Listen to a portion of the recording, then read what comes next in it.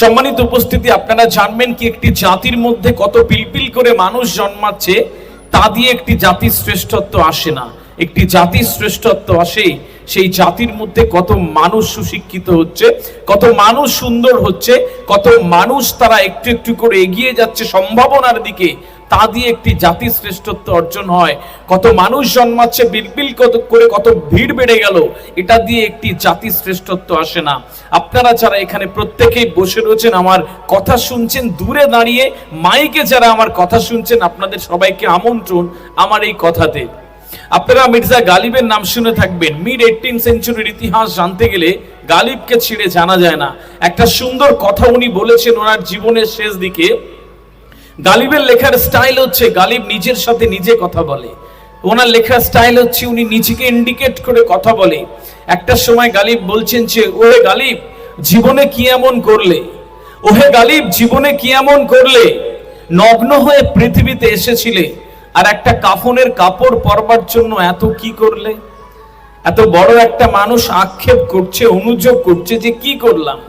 কাফনের কাপড় পরবার আগে, তার আগে তো নগ্ন হয়ে এসেছিলাম, এইটুক মানব জন্মে কি করে গেলাম? এখন এত বড় মানুষ যদি আক্ষেপ আর অনুযোগ করে, আর আমি আর আপনি কোন ছাড়? কি করছি আমরা? বেশিরভাগ মানুষ সকালবেলা উঠি, কিছু একটা করি, খাই দাই আর শুয়ে পড়ি। এই জায়গা থেকে যদি না বেরোতে পারি, এই মানব জাতির শ্রেষ্ঠত্ব আসে না। আমরা সবাই এক একটা মানব সম্পদ। আপনারা ভ্রমর বলে একটা ক্রিয়েচারের নাম শুনে থাকবেন। ভ্রমর একটা পতঙ্গের নাম শুনে থাকবেন। এই ভ্রমরের যেই দেহ, এই দেহটার তুলনায় তার ডানাটা অনেক ছোট। বায়ুর গতিশাস্ত্র অনুযায়ী ভ্রমরের ওড়বার কথা নয়, তারপরেও ভ্রমর উড়ে বেড়ায়, গুনগুন করে গান গেয়ে সে খাবার সংগ্রহ করে, সে আবার সন্ধ্যেবেলা ফেরে, আবার ওড়ে, আবার সে দিন যাপন করে, একটা সময় পৃথিবী ছেড়ে চলে যায়। এখন তার যে দেহ, তার তুলনায় ডানাটা ছোট। বায়ুর গতিশাস্ত্র এটা বলে না যে উঠতে পারবে, কিন্তু কখনো তো ভ্রমণের কানে কানে কেউ গিয়ে বলেনি, শোন না, তুই তো পারবি না, তোর দ্বারা হবে না, আরে এই ডানা নিয়ে ওড়া যায় নাকি? কেউ তাকে নেতিবাচক কথা বলেনি, কেউ তাকে খারাপ কথা বলেনি, পেছন থেকে টেনে ধরে রাখেনি। ও উড়ে বেড়ায়, ও সুন্দর করে একটু একটু করে ও দিন যাপন করে, তারপরে এই জীবন থেকে বিদায় নেয়। অথচ আমাদের বেশিরভাগ মানুষের পেছনে কিছু কথা রয়েছে এরকম যে তুই পারবি না, এখান থেকে বেরোতে হয়। এই জন্য আপনাকে আর আমাকে গ্লোবাল সিটিজেন হতে হবে।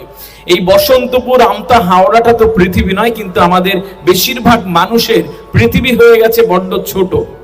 আমরা এই বাড়ি, কর্মস্থল, মামা কাকার বাড়ি, এই স্কুল, কলেজ, ইউনিভার্সিটি, এইটুকুর বাইরে আমাদের আর কিচ্ছু নেই।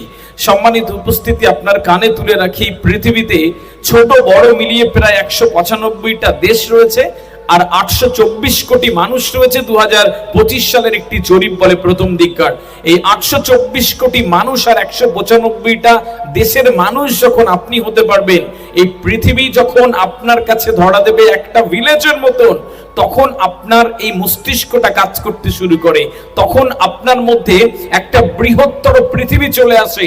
আর না হলে মনে হবে সামনে একটা দেয়াল তুলে রেখেছেন।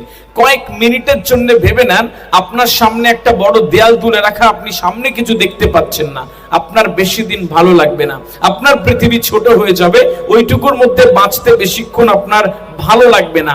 আমাদেরও তাই, আমাদের ওই দেয়ালটাকে সরিয়ে পুরো পৃথিবীকে দেখতে হবে। যখনই দেখতে পাবেন, দেখবেন যে জীবন সুন্দর হচ্ছে, আস্তে আস্তে আস্তে আস্তে উত্তরণের পথে যাচ্ছে। এখনো যা সময় রয়েছে, এভাবেও ফিরে আসা যায়। আপনি জানবেন কি, জীবনের একটি সুন্দর সত্যি হচ্ছে, জীবন এমন একটা জিনিস, আপনি যখন খুশি, যেখান থেকে খুশি, যেভাবে খুশি শুরু করতে পারেন। ওখানে বসে যদি এখন আপনি ভেবে নেন যে আপনি আপনার জীবনটা শুরু করে ফেললেন, ব্যাস, আপনার জীবনটা এখন শুরু হয়ে গেল। আপনি কত দূর যেতে পারেন আপনি চিন্তাও করতে পারেন না। এখান থেকে আপনার জীবনটা শুরু হয়ে গেল, যে আপনাকে শ্রেষ্ঠত্বের দিকে নিয়ে যাবে।